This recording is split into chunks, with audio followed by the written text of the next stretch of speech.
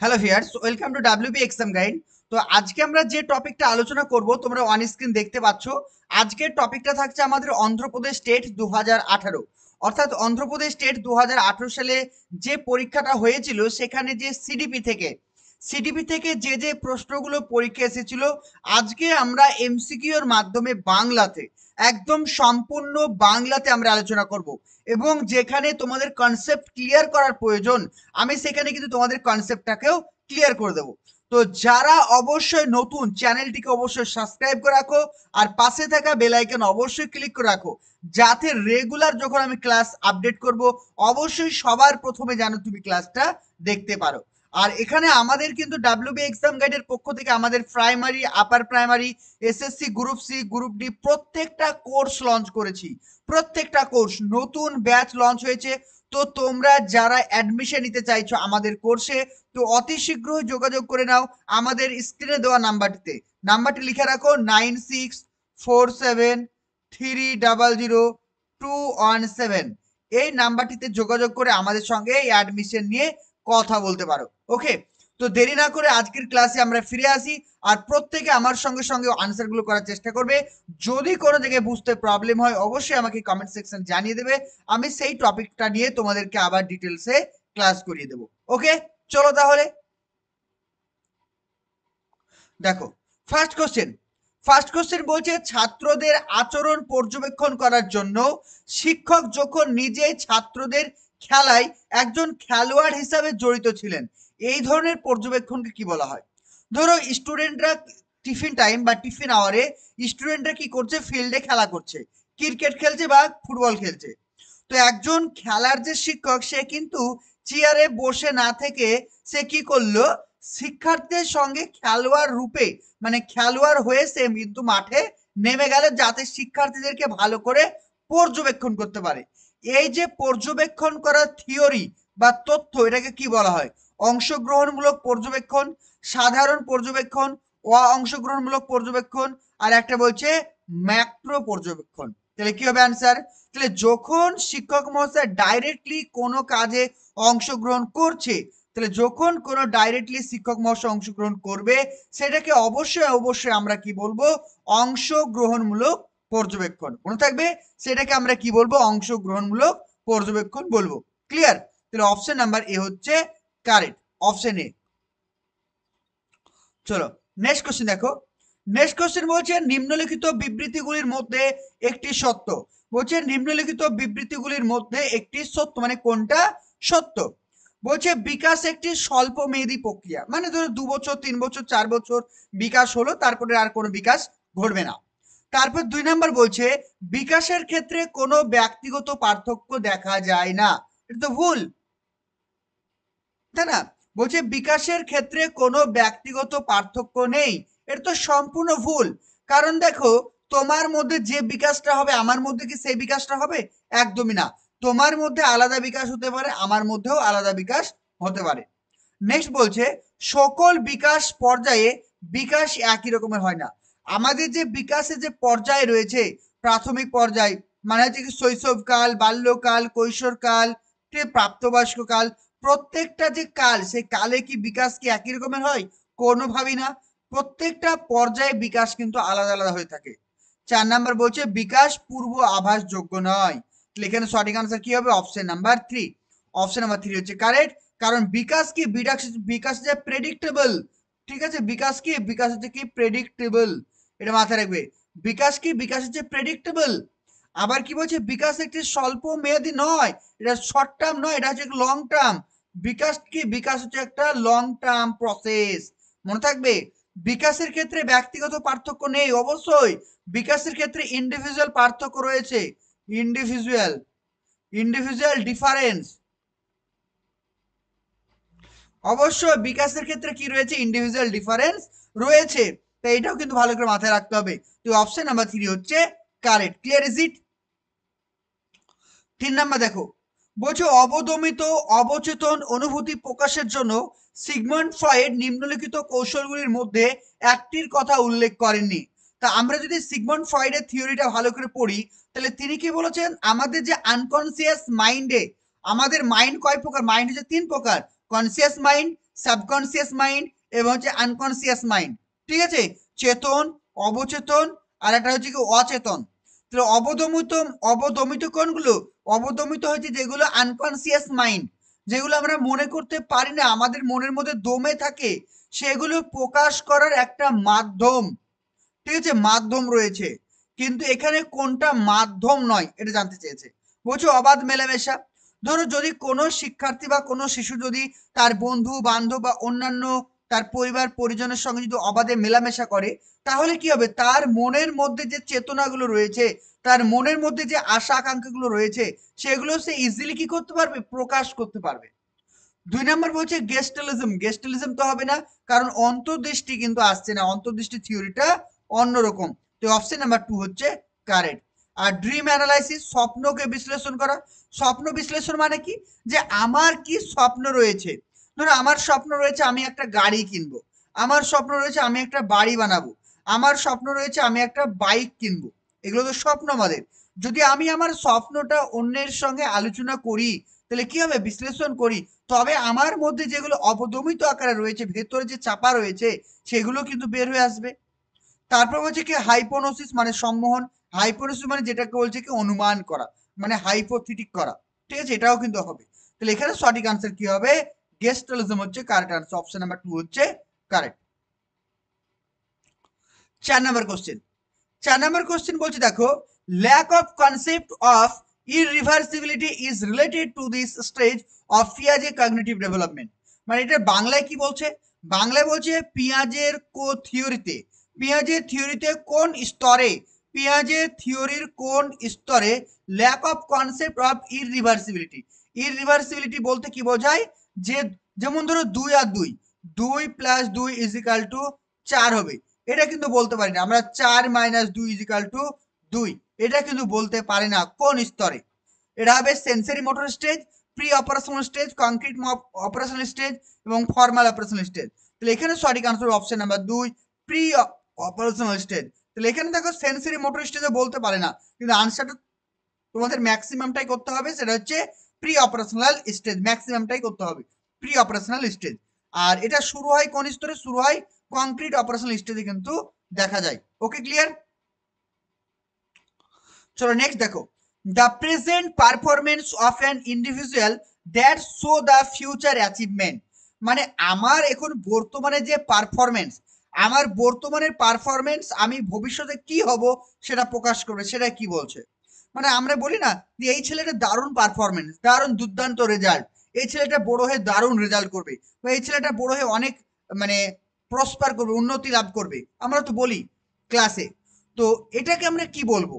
যে বর্তমানে যে পারফরমেন্স ভিজুয়ালাইজ করে বা সেটা দেখে যখন আমরা ফিউচার সম্পর্কে প্রেডিকশন করব, সেটাকে আমরা বলবো কি? ইন্টারেস্ট, অ্যাপটিটিউড, অ্যাটিটিউড আর পারফরমেন্স, সেটাকে আমরা কি বলবো? অ্যাপটিটিউড। কি বলবো? অ্যাপটিটিউড। অ্যাপটিটিউড বলতে বোঝাচ্ছে যে বর্তমানের যে পারফরমেন্সের যে দক্ষতা, সেটাকে বলছে অ্যাপটিটিউড। অপশন নাম্বার 2 হচ্ছে কারেক্ট। ক্লিয়ার? তো তোমরা যারা আমাদের নতুন ব্যাচ কোর্সে অ্যাডমিশন নিতে চাইছো, তো তোমরা অবশ্যই আমাদের স্ক্রিনে দেওয়া যে নাম্বারটি দেখতে পাচ্ছ, এখানে স্ক্রিনে দেওয়া যে নাম্বারটি রয়েছে 9647300217। তো নাম্বারটি নোট করে নাও, এখানে 9647300217, এই নাম্বারে যোগাযোগ করে আমাদের পেড ব্যাচে তোমরা অ্যাডমিশন নিতে পারো। এখানে primary, upper primary, group C, group D প্রত্যেকটা কোর্স তোমরা কিন্তু করতে পারবে। শুধুমাত্র যে কোনো কোর্সে, যে কোনো একটা কোর্সে অ্যাডমিশন নিলে বাকি কোর্সগুলো তোমাদের বিনামূল্যে করানো হবে। তো যে কোনো একটা কোর্সে অ্যাডমিশন নিলে তোমরা বাকি কোর্সগুলো পেয়ে যাবে। তো যারা অ্যাডমিশন নিতে চাইছো স্ক্রিনে দেওয়া নাম্বারটিতে কন্ট্যাক্ট করো। এখানে regular live class, recording class, mock test, PDF সমস্ত কিছু তোমরা পেয়ে যাবে। ইতিমধ্যে ওবিসি কেস সমাধান হতে চলেছে, ওবিসিটা মানে অফিসিয়ালি ভাবে পাবলিশ হলেই তোমাদের কিন্তু পরীক্ষার যে নতুন নোটিফিকেশন আপার প্রাইমারি এবং প্রাইমারি চলে আসবে। তাই অবশ্যই তোমরা প্রত্যেকে মনোযোগ সহকারে পড়াশোনা শুরু করো। আর যারা আমাদের কোর্সে অ্যাডমিশন নিতে চাইছো, স্ক্রিনে দেওয়া যে নাম্বারটি রয়েছে 9647300217, এই নাম্বারে যোগাযোগ করে primary, upper primary, group C, group D যে কোনো কোর্স তোমরা অ্যাডমিশন নিতে পারবে। শুধুমাত্র একটা কোর্সে অ্যাডমিশন নিলে বাকি কোর্সগুলো তোমরা বিনামূল্যে করতে পারবে।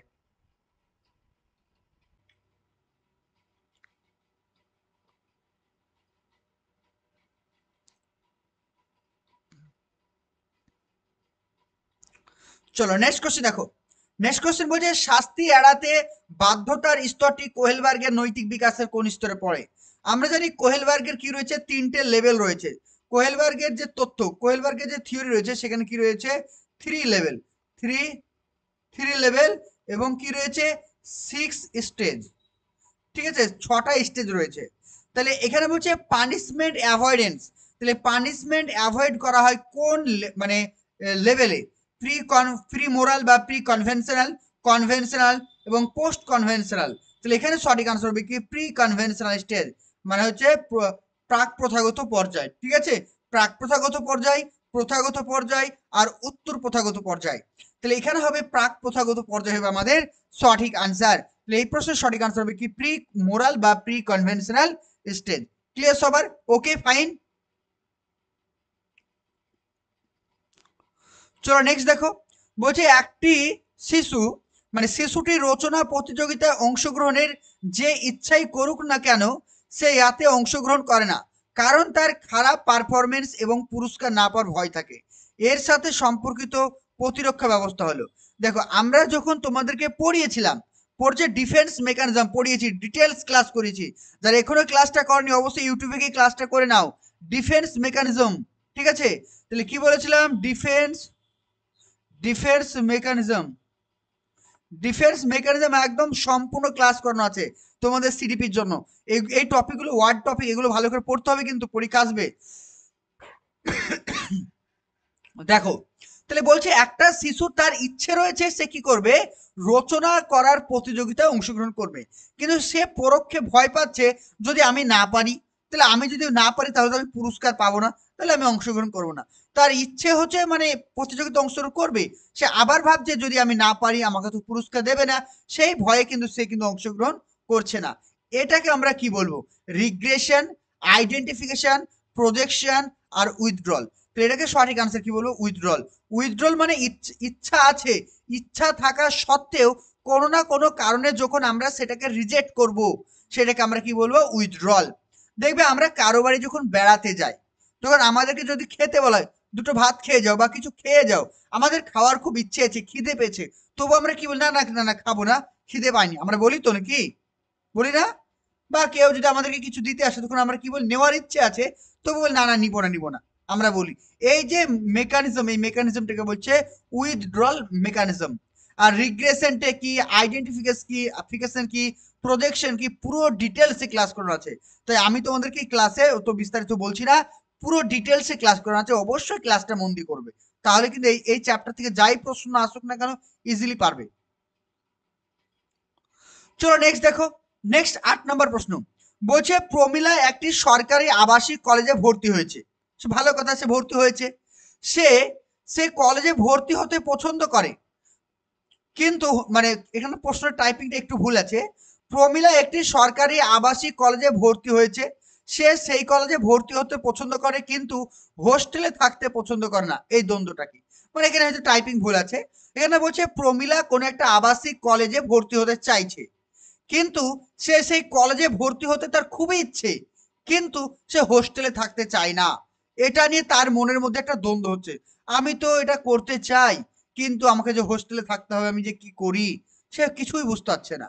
ঠিক আছে, মানে কিছু বুঝতে যে আমাকে তো ওই কলেজে ভর্তি হতে চাই, ওটা আমার ড্রিম কলেজ, কিন্তু ওখানে ভর্তি হলে তো আমাকে হোস্টেলে থাকতে হবে, তো আমি কি করতে পারি। তো এই যে তার মধ্যে একটা দ্বন্দ্ব তৈরি হচ্ছে, এই দ্বন্দ্বটাকে আমরা কি বলবো, approach approach, approach avoidance, avoidance avoidance, double approach avoidance. এবার জিনিসটা বুঝে নাও, অ্যাপ্রোচ মানে হচ্ছে কি positive positive, positive positive, avoidance মানে হচ্ছে নেগেটিভ। দেখো এই প্রশ্নটা দেখো, সে ভর্তি হতে পছন্দ করছে মানে কি একটা পজিটিভ দিক, কিন্তু সে হোস্টেলে থাকতে পছন্দ করে না, হোস্টেলে থাকতে পছন্দ করে না, এটা একটা নেগেটিভ দিক। তাহলে কি হবে, পজিটিভ নেগেটিভ, তাহলে কি হবে অ্যাপ্রোচ আর অ্যাভয়েডেন্স, অপশন নাম্বার 2 হচ্ছে কারেক্ট। আর অ্যাপ্রোচ অ্যাপ্রোচ কোনটা, দুটোই, যখন দুটোই তার অ্যাপ্রোচ অ্যাপ্রোচ সেটাকে বলছে, বললো ধরো তোমার কি, তোমার মাটন খেতেও খুব ভালো লাগে, চিকেন খেতেও ভালো লাগে, তো তুমি কারোর বাড়িতে ইনভাইটে গেছো, তোমাকে বলা হলো তুমি মাটন খাবে না চিকেন খাবে, তখন তুমি কি মনে মনে ভাবছো আমি তো মাটনও খুব ভালোবাসি চিকেনও ভালোবাসি, আমি কোনটা খাবো, মানে দেখো দুটোই পজিটিভ, সেটা কি হবে আনসার, সেটা হবে অ্যাপ্রোচ অ্যাপ্রোচ। ঠিক আছে। আর একটা বলছে কি অ্যাপ্রোচ অ্যাভয়েডেন্সটা কি, তোমাকে বলা হলো যে তুমি মাটন খাবে না সবজি খাবে, কারণ তোমার সবজি খেতে পছন্দ না, তো সেই ক্ষেত্রে তোমার কি হবে যে একটা হবে অ্যাপ্রোচ, একটা হবে অ্যাভয়েডেন্স। আবার বলছে অ্যাভয়েডেন্সটা কি, বলা হলো যে তোমাকে বলা হলো তুমি ডাল খাবে না আলু খাবে, তুমি ডালটাকেও পছন্দ করো না, আলুটাকেও পছন্দ করো না, তো সেক্ষেত্রে তোমার দুটোই পছন্দ না, সেক্ষেত্রে তোমাকে কোনো না কোনো একটা নিতেই হবে পছন্দ না থাকা সত্ত্বেও, সেটাকে বলছে অ্যাভয়েডেন্স। বোঝা গেল, এইভাবে তোমাকে পড়তে হবে। চলো নেক্সট 9 নাম্বার, বলছে নিম্নলিখিতগুলির মধ্যে একটি হলো গৌণ চাহিদা। আমরা জানি প্রাইমারি নিডস, একটা কি রয়েছে প্রাইমারি নিডস, মানে জৈবিক চাহিদা,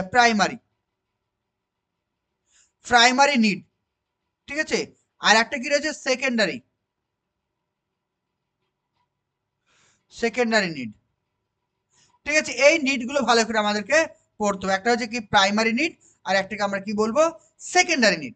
তাহলে প্রাইমারি নিড বলতে কোনগুলোকে বোঝায়, খাদ্য, বস্ত্র, বাসস্থান, অক্সিজেন, অর্থাৎ যেগুলো ছাড়া আমরা কিন্তু এক মুহূর্ত চলতে পারবো না, আমরা মারা যাব, সেগুলোকে বলবো প্রাইমারি নিডস। আর যেগুলো ছাড়া আমরা চলতে পারবো সেগুলোকে বলবো আমরা সেকেন্ডারি নিডস।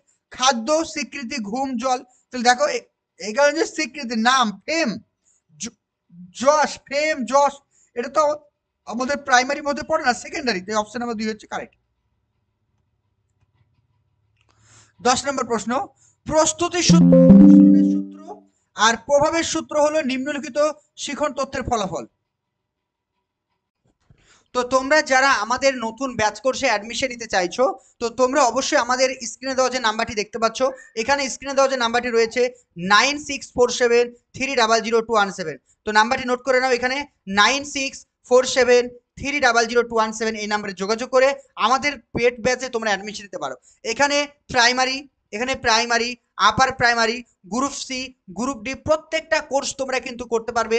শুধুমাত্র যে কোনো কোর্সে, যে কোনো একটা কোর্সে অ্যাডমিশন নিলে বাকি কোর্সগুলো তোমাদের বিনামূল্যে করানো হবে। তো যে কোনো একটা কোর্সে অ্যাডমিশন নিলে তোমরা বাকি কোর্সগুলো পেয়ে যাবে। তো যারা অ্যাডমিশন নিতে চাইছো স্ক্রিনে দেওয়া নাম্বারটিতে কন্ট্যাক্ট করো, এখানে regular live class, recording class, mock test, PDF সমস্ত কিছু তোমরা পেয়ে যাবে। ইতিমধ্যে ওবিসি কেস সমাধান হতে চলেছে, ওবিসিটা মানে অফিসিয়ালি ভাবে পাবলিশ হলেই তোমাদের কিন্তু পরীক্ষার যে নতুন নোটিফিকেশন আপার প্রাইমারি এবং প্রাইমারি চলে আসবে। তাই অবশ্যই তোমরা প্রত্যেকে মনোযোগ সহকারে পড়াশোনা শুরু করো। আর যারা আমাদের কোর্সে অ্যাডমিশন নিতে চাইছো স্ক্রিনে দেওয়া যে নাম্বারটি রয়েছে 9647300217 এই নাম্বারে যোগাযোগ করে primary, upper primary, group C, group D যে কোনো কোর্স তোমরা অ্যাডমিশন নিতে পারবে। শুধুমাত্র একটা কোর্সে অ্যাডমিশন নিলে বাকি কোর্সগুলো তোমরা বিনামূল্যে করতে পারবে। চলো নেক্সট কোশ্চেন দেখো, প্রত্যেকে দেখো ভালো করে আনসার করার চেষ্টা করো, খুবই গুরুত্বপূর্ণ প্রশ্ন। বলছে প্রস্তুতির সূত্র, অনুশীলনের সূত্র আর ফল লাভের সূত্র, যেটা বলছে প্রভাব মানে ইফেক্ট অফ ল, ইংরেজিতে বলছে ইফেক্ট অফ ল, আর প্রস্তুতির সূত্রকে বলছে রেডিনেস অফ ল, ঠিক আছে। এগুলো একটু ভালো করে তোমাদেরকে পড়তে হবে।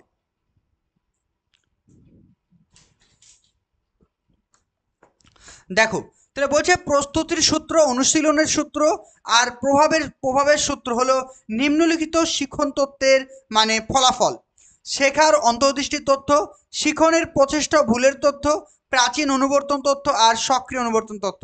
তাহলে আমরা প্রত্যেকে জানি যে যে থর্নডাইকের যে শিখন এর যে প্রচেষ্টা এবং ভুলের তথ্য রয়েছে বা ট্রায়াল অ্যান্ড এরর যে মেথডটা রয়েছে, সেখানে কিন্তু 3টে প্রাইমারি ল রয়েছে।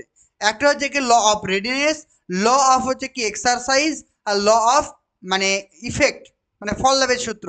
তো এখানে সঠিক আনসার হবে অপশন নাম্বার 3। অপশন নাম্বার 3 হচ্ছে এই প্রশ্ন, অপশন নাম্বার 2 হচ্ছে এই প্রশ্নের correct answer. Clear? Next question দেখো, বলছে the type of reinforcement related to acquiring own standard without expecting anything from others. এখানে বাংলা মানেটা কি বলছে দেখো, বলছে দ্য টাইপ অফ রিএনফোর্সমেন্টের যে ভাগগুলো রয়েছে, পড়িয়েছি তোমাদের, রিএনফোর্সমেন্টের যে ভাগগুলো রয়েছে সেগুলি রিলেটেড কিসের সঙ্গে সম্পর্কিত, to acquiring own standard without expecting anything from others, মানে আমার মনের মধ্যে যা আছে সেটা দিয়েই কোনো কিছু করা, অন্যের ওপরে এক্সপেক্ট রাখবো না, অন্যের ওপরে আশা না রেখে। ভালো করে শোনো, এখানে বলতে চাইছে নিচের কোনটি রিএনফোর্সমেন্ট যে রিএনফোর্সমেন্টে অন্যের ওপরে কোনো প্রত্যাশা না করে নিজের ওপর ভিত্তি করে কোনো কিছু করা, মানে কি আমি যা পারবো তাই করব, অন্যের হেল্প নিব না বা অন্যের ওপর নির্ভরশীল হব না, এই রিইনফোর্সমেন্টটা কি বলছে, বোঝা গেল? তাহলে অ্যাকোয়ারিং ওন স্ট্যান্ডার্ডস মানে নিজের স্ট্যান্ডার্ড অনুযায়ী নিজের লেভেল অনুযায়ী কোনো কিছু অর্জন করছে কারোর সাহায্য ছাড়াই বা কারোর মানে এক্সপেকটেশন ছাড়াই। তাহলে এটাকে বলবো আমরা কি direct reinforcement, indirect reinforcement, self reinforcement আর নেগেটিভ রিইনফোর্সমেন্ট। তাহলে এখানে সঠিক আনসার হবে কি স্ব রিইনফোর্সমেন্ট বা সেলফ রিইনফোর্সমেন্ট, অপশন নাম্বার 3 হচ্ছে কারেক্ট। কারণ নিজের ওপর নির্ভর, ওন বলেছে, ওন মানে কি ওনের অন্য একটা সিনোনিম হচ্ছে কি সেলফ, ঠিক আছে সেলফ। তাহলে অপশন নাম্বার 3 হচ্ছে কারেক্ট। নেক্সট কোশ্চেন দেখো, এই ধরনের মেমোরিতে বিষয়বস্তু দীর্ঘ সময় ধরে মেমোরিতে থাকে, বলতে চাইছে যে কোন মেমোরিতে বা কোন স্মৃতিতে আমরা যে কোনো তথ্য বেশি দিন মনে রাখতে পারি। রোট মেমোরি, রোট মেমোরি মানে হচ্ছে কোনো জিনিসকে ভালো করে মুখস্থ করা। স্বল্প মেয়াদি স্মৃতি মানে কি, স্বল্প মেয়াদি স্মৃতি কথার অর্থ হচ্ছে মানে শর্ট টার্ম মেমোরি, আমরা পড়ছি না মেমোরি, সেখানে কি হচ্ছে এটা হচ্ছে রোট মেমোরি, আরওটি রোট মেমোরি, আর এটা হচ্ছে শর্ট টার্ম, শর্ট টার্ম, ঠিক আছে। আর এটা হচ্ছে কি, এটা হচ্ছে তোমার ইনঅ্যাক্টিভ, ইনঅ্যাক্টিভ, আর এটা হচ্ছে কি অ্যাক্টিভ, ঠিক আছে। তাহলে এখানে সঠিক আনসার হবে কি যেটা দীর্ঘ সময় ধরে মনে রাখি সেটা হচ্ছে আমাদের সক্রিয় স্মৃতি, অপশন নাম্বার 4 হচ্ছে কারেক্ট। নেক্সট, নিম্নলিখিতগুলির মধ্যে একটি স্মৃতিশক্তি বৃদ্ধি করে, তাহলে কোনো ব্যক্তির স্মৃতিশক্তি বৃদ্ধি করে নিচের কোনটি? দমন মানে কোনো কিছুকে দমিয়ে দেওয়া, আমি কোনো কিছু করতে চাইছি সেটা না করতে দিয়ে তাকে উৎসাহিত না করে সেই জিনিসটাকে তাকে দমিয়ে দেওয়া। তারপরে বলছে অপব্যবহার করা মানে সেটাকে মিস ইউজ করা। তারপরে কোনো কিছুর প্রতি হস্তক্ষেপ করা। তারপর বলছে কি প্রেরণা বা মোটিভেশন। তাহলে এটা এখানে সঠিক আনসার কি হবে? এখানে সঠিক আনসার হবে মোটিভেশন বা প্রেরণা। তাহলে একজন ব্যক্তির স্মৃতিশক্তি বা মেমোরিতে ভূমিকা পালন করে কে? সেটা হচ্ছে কি মোটিভেশন, ঠিক আছে। কি হবে? মোটিভেশন হবে correct answer, clear. Next 14 number, শেখার হস্তান্তর বা যেটাকে বলে learning of transfer, learning transfer ইংরেজিতে কি বলছে?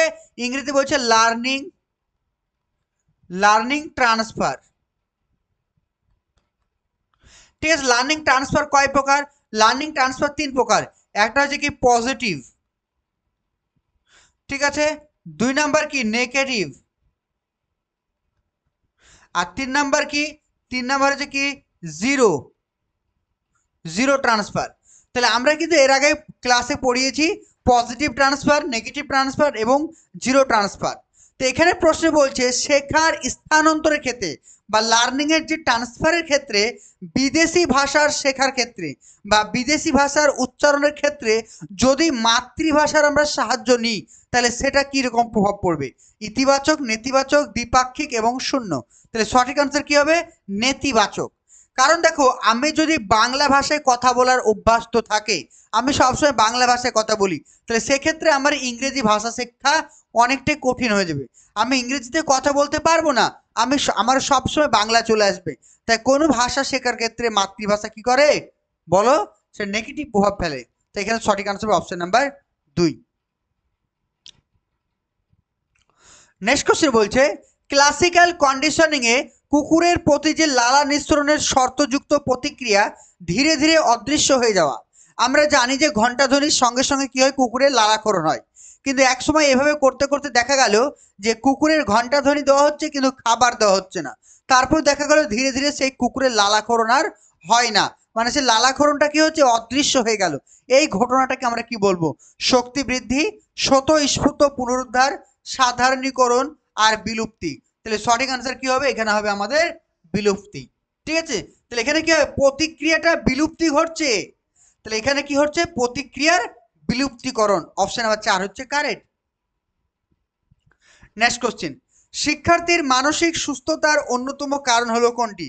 শিক্ষার্থীর মানসিক সুস্থতার অন্যতম কারণ হলো মনোরম স্কুল পরিবেশ, অতিরিক্ত বোঝাযুক্ত শিখন প্রোগ্রাম, নমনীয় পরীক্ষা ব্যবস্থা, শিক্ষার্থীদের স্বাস্থ্যকর অভ্যাস। তাহলে শিক্ষার্থীদের অসুস্থতার অন্যতম কারণটা কি হবে?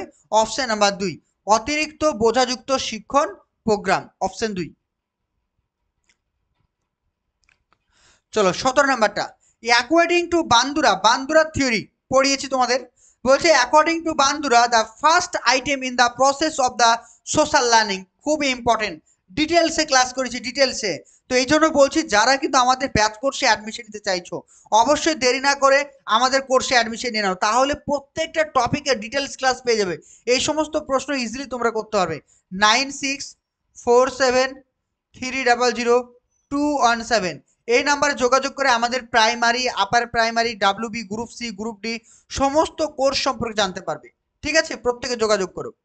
বলছি দেখো, according to Bandura the first item in the process, বান্দুরার যে সামাজিক শিখন তত্ত্ব সেখানে কি রয়েছে, 4টে স্টেজ রয়েছে। 4টে স্টেজের মধ্যে প্রথম নাম্বার কোনটা? তাহলে প্রথম নাম্বার হচ্ছে কোনটা, সেটা হবে কি অ্যাটেনশন। কি বলছে, 1 নাম্বার হবে অ্যাটেনশন, 2 নাম্বার হবে কি রিপ্রোডাকশন, 3 নাম্বার হচ্ছে কি রিটেনশন, 4 নাম্বার হবে কি রিইনফোর্সমেন্ট। তাহলে এখানে সঠিক answer option number 3। Next question বলছে the following is not related to Bandura theory of কিজিকে ইনস্ট্রাকশন, তাহলে নিচের কোনটি বান্দুরা থিওরির সঙ্গে সম্পর্কিত নয়? তাহলে বান্দুরা বলছেন যখন কোনো তথ্য বা যখন কোনো বিষয়বস্তু শিক্ষার্থীদের কাছে আসে, শিক্ষার্থীরা সেটা ইন্ডিপেন্ডেন্টলি শেখে, স্বাধীনভাবে সেটা শেখার চেষ্টা করে। কিভাবে শেখে? প্রথমে সেই জিনিসটার প্রতি তারা কি করে, কনসেন্ট্রেশন দেয়, মানে জিনিসটা শেখার জন্য তারা রেডিনেস হয়, মানে প্রস্তুতি নেয়। প্রস্তুতি নিলেও তারপরে কি করছে, কন্টেন্টটাকে কনস্ট্রাকশন, সেই কন্টেন্টটা নিজের মতো তৈরি করলো এবং সেটা সিরিয়ালি শিখলো, সিরিয়ালি অনুযায়ী মানে পরপর শিখলো। এই 3টে স্টেজ কিন্তু থাকে, কিন্তু এখানে অ্যানালাইসিস স্টেজটার কথা কিন্তু তিনি বলেননি। অপশন নাম্বার 2 হচ্ছে কারেক্ট। চলো, বলছে একটি প্রাথমিক বিদ্যালয়ে 151 জন শিক্ষার্থী থাকে, আরটি আইন 2009 অনুসারে বিদ্যালয়ে কতজন শিক্ষক নিয়োগ করা হবে? 5 জন প্রাথমিক শিক্ষক এবং 1 জন বিজ্ঞান শিক্ষক, 4 জন প্রাথমিক শিক্ষক, 1 জন ভাষা শিক্ষক, 4 জন প্রাথমিক শিক্ষক, 1 জন প্রধান শিক্ষক, 5 জন প্রাথমিক শিক্ষক, 1 জন প্রধান শিক্ষক। তাহলে যদি কোনো স্কুলে 151 জন স্টুডেন্ট থাকে, সেই স্কুলে 5 জন কি হবে, টিচার থাকবেন এবং 1 জন প্রধান শিক্ষক থাকবে। তাহলে সঠিক আনসার কি হবে, অপশন নাম্বার 4। দেখো, বলছে আরটি অ্যাক্ট 2009 অনুসারে ছাত্র শিক্ষকদের অনুপাত হচ্ছে 30:1, মানে 30 জন ছাত্রের জন্য 1 জন টিচার রাখতে হবে। এবার মানে একটা লিস্ট দেওয়া হয়েছে, দেখে নাও। বলছে 60 জন পর্যন্ত, মানে 1 থেকে 60 জন পর্যন্ত যদি স্টুডেন্ট থাকে সেই ক্ষেত্রে 2 জন শিক্ষক থাকবে।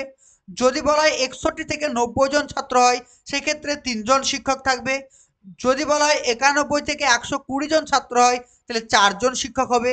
আবার বলছে 121 থেকে 200 জন হলে 5 জন শিক্ষক এবং 1 জন প্রধান শিক্ষক হবে। আর 200 জনের ওপরে হলে প্রতি 40 জনের জন্য 1 জন শিক্ষক আর 1 জন প্রধান শিক্ষক। তাহলে বোঝা গেল লিস্টটা, ভালো করে মনে রেখো। নেক্সট বলছে এনসিএফ 2005 অনুসারে শিশুদের শারীরিক অসুবিধার সাধারণ দিকটি কি হবে? তাহলে এনসিএফ 2005 অনুযায়ী শিশুদের শারীরিক অসুবিধার সাধারণ দিক কোনটি? যত্নশীল স্কুলের পরিবেশ, স্কুলের অ্যাভেলেবিলিটি মানে স্কুলের সহজলভ্যতা, কাছাকাছি স্কুল, 2 নাম্বার সুসজ্জিত টয়লেট, আর 4 নাম্বার অতিরিক্ত বোঝা স্কুল ব্যাগ। তাহলে এখানে সঠিক আনসার কি হবে, অপশন নাম্বার 4। চলো নেক্সট কোশ্চেন দেখো, বলছে নিম্নলিখিতগুলির মধ্যে বৌদ্ধিক সম্পদ কোনটা, বা বৌদ্ধিক সম্পদ মানে ইন্টেলেকচুয়াল রিসোর্স, কি বলা হয়, ইন্টেলেকচুয়াল রিসোর্স কোনটা, মানে জ্ঞান বুদ্ধির সম্পদ কোনটা? বিজ্ঞানী, জলপ্রপাত, খামারের ক্ষেত আর চিড়িয়াখানা। সঠিক আনসার কি হবে এখানে, বিজ্ঞানী। তাহলে বিজ্ঞানীদের তো জ্ঞানী হয়, তাই অপশন নাম্বার এ হচ্ছে কারেক্ট। তো এই পর্যন্ত সিডিপি ছিল, ঠিক আছে, এই পর্যন্ত সিডিপি ছিল 21টা, আর বাকি 9টা তোমাদের জন্য দরকার নেই। ওই প্রশ্নগুলো তোমাদের পরীক্ষার জন্য ইম্পর্টেন্ট নয়, ওগুলো আলাদা স্টেটের প্রশ্ন বলে ওগুলো তোমাদের করাচ্ছি না, ঠিক আছে। তো বাকি যে অঙ্ক, তারপর অঙ্ক রয়েছে, ইংরেজি রয়েছে, বাকি যে প্রত্যেকটা সাবজেক্ট আমি ডিটেলসে করাবো। তো প্রত্যেকে আমাদের ক্লাসে জয়েন হয়ে যাও, আর অবশ্যই চ্যানেলটিকে সাবস্ক্রাইব করে রাখো যাতে রেগুলার ক্লাসগুলো পাও। আর ভিডিও ডেসক্রিপশনে অবশ্যই লিঙ্ক দেওয়া আছে হোয়াটসঅ্যাপে, সেখানে জয়েন হয়ে ফলো করে দাও। ওকে, থ্যাংক ইউ। তো তোমরা যারা আমাদের নতুন ব্যাচ কোর্সে অ্যাডমিশন নিতে চাইছো, তো তোমরা অবশ্যই আমাদের স্ক্রিনে দেওয়া যে নাম্বারটি দেখতে পাচ্ছ, এখানে স্ক্রিনে দেওয়া যে নাম্বারটি রয়েছে 9647300217, তো নাম্বারটি নোট করে নাও, এখানে 9647 3000217 এই নাম্বারে যোগাযোগ করে আমাদের পেড ব্যাচে তোমরা অ্যাডমিশন নিতে পারো। এখানে primary, upper primary, group C, group D প্রত্যেকটা কোর্স তোমরা কিন্তু করতে পারবে। শুধুমাত্র যে কোনো একটা কোর্সে অ্যাডমিশন নিলে বাকি কোর্সগুলো তোমাদের বিনামূল্যে করানো হবে। তো যে কোনো একটা কোর্সে অ্যাডমিশন নিলে তোমরা বাকি কোর্সগুলো পেয়ে যাবে। তো যারা অ্যাডমিশন নিতে চাইছো স্ক্রিনে দেওয়া নাম্বারটিতে কন্ট্যাক্ট করো। এখানে regular live class, recording class, mock test, PDF সমস্ত কিছু তোমরা পেয়ে যাবে। ইতিমধ্যে ওবিসি কেস সমাধান হতে চলেছে। ওবিসিটা মানে অফিসিয়ালি ভাবে পাবলিশ হলেই তোমাদের কিন্তু পরীক্ষার যে নতুন নোটিফিকেশন আপার প্রাইমারি এবং প্রাইমারি চলে আসবে। তাই অবশ্যই তোমরা প্রত্যেকে মনোযোগ সহকারে পড়াশোনা শুরু করো। আর যারা আমাদের কোর্সে অ্যাডমিশন নিতে চাইছো স্ক্রিনে দেওয়া যে নাম্বারটি রয়েছে 9647300217 এই নাম্বারে যোগাযোগ করে primary, upper primary, group C, group D যে কোনো কোর্স তোমরা অ্যাডমিশন নিতে পারবে। শুধুমাত্র একটা কোর্সে অ্যাডমিশন নিলে বাকি কোর্সগুলো তোমরা বিনামূল্যে করতে পারবে।